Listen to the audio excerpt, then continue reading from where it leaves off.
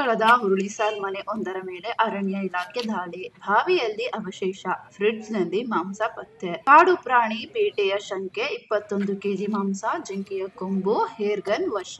ಭಟ್ಕಳದಲ್ಲಿ ಕಾಡು ಪ್ರಾಣಿಯ ಹತ್ಯೆಯ ಶಂಕೆಯ ಮೇರೆಗೆ ಅರಣ್ಯ ಇಲಾಖೆಯ ಅಧಿಕಾರಿಗಳು ಹುರುಳಿಸಾಲದ ಮನೆಯೊಂದರ ಮೇಲೆ ದಾಳಿ ನಡೆಸಿ 21 ಕೆಜಿ ಮಾಂಸ, ಜಿಂಕೆಯ ಕೊಂಬು ಹಾಗೂ 2 ಏರ್ ಗನ್ಗಳನ್ನು ವಶಪಡಿಸಿಕೊಂಡಿದ್ದಾರೆ. ಜಾಫರ್ ಬ್ರಹ್ಮಾವರ್ ಎಂಬಾತ ಕಾಡಿನಲ್ಲಿ ಪ್ರಾಣಿಗಳನ್ನು ಹತ್ಯೆ ಮಾಡಿ ಮಾಂಸವನ್ನು ಮನೆಯ ಪಕ್ಕದಲ್ಲೇ ಬೇರ್ಪಡಿಸಿ ಉಳಿದ ಅವಶೇಷಗಳನ್ನು ಮನೆಯ ಪಕ್ಕದಲ್ಲಿ ಇದ್ದ ಪಾಳು ಬಿದ್ದ ಬಾವಿಗೆ ಎಸೆದಿರುವುದಾಗಿ ಆರೋಪಿಸಲಾಗಿದೆ. ದಾಳಿ ವೇಳೆ ಅಧಿಕಾರಿಗಳು ಬಾವಿಯಲ್ಲಿದ್ದ ಅವಶೇಷಗಳನ್ನು ಹೊರತೆಗೆದು ಪರಿಶೀಲಿಸಿದರು. ಮನೆ ಒಳಗೆ ಶೋಧಕ್ಕೆ ಮುಂದಾದಾಗ ಆರಂಭದಲ್ಲಿ ಮನೆಯವರು ಬಾಗಿಲು ತೆರೆಯದೆ ಸಹಕರಿಸದೆ ವಿರೋಧ ವ್ಯಕ್ತಪಡಿಸಿದ ಘಟನೆ ನಡೆಯಿತು.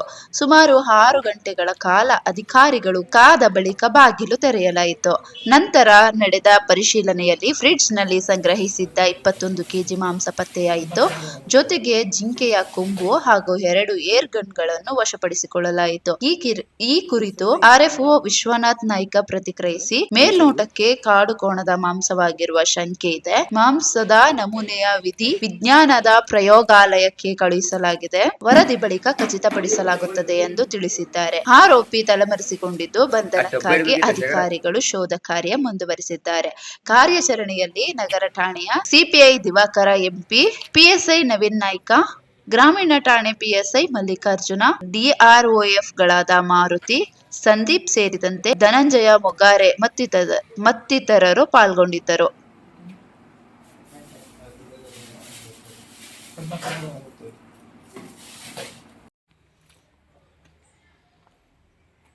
ಅವನ ಹೆಸರಂತ ಇಂದಾನ